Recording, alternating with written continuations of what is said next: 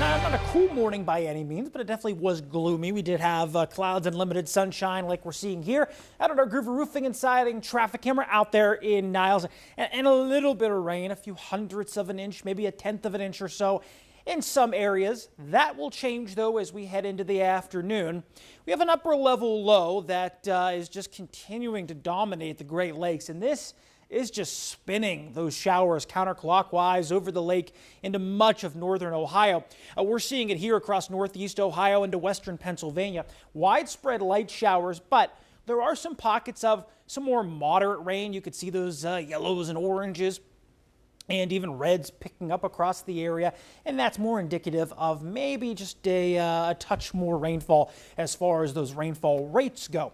Well, temperatures definitely not cool by any means, just not as warm as what we saw last week. Right now, coolest spots in the upper 40s down towards Lisbon, Calcutta at 51, the rest of us in the mid to upper 50s. That wind right now, of course, following the flow of that area of low pressure right now out of the west-northwest with that breeze right at 5 miles per hour. And I'm expecting these showers to remain widespread over the next few hours and continue with us through 3 to 5 o'clock and then begin to taper off. I think after your drive home, anywhere from between 5 and 7 o'clock, we'll begin to see these showers taper off and temperatures fall back into the upper 40s. Could see some GRAUPEL out there today, especially with some of these showers and pockets of showers picking up in intensity a little bit. So what exactly is GRAUPEL? Well, up in the atmosphere, snow forms and then it actually falls through a layer of supercooled water droplets. That's water that drops with the temperature that's below 32 degrees.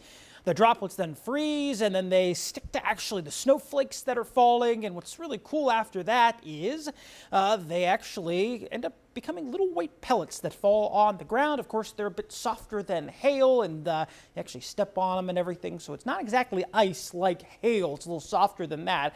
But we get them when we get some of those updrafts and some of these different situations where it'll allow for those to kind of fall through the atmosphere. So you might see those today. And if you do, we love to see pictures. Weather pics, PICS at WFMJ.com is the way to send them in.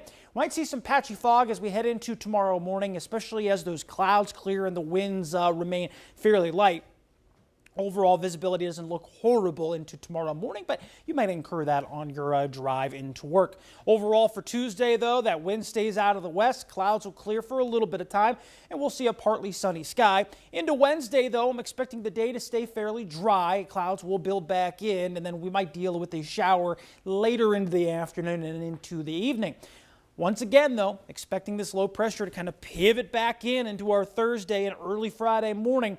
Going to be dealing with more widespread rain as we head into Thursday, and it should taper off by the earliest part of the day on Friday.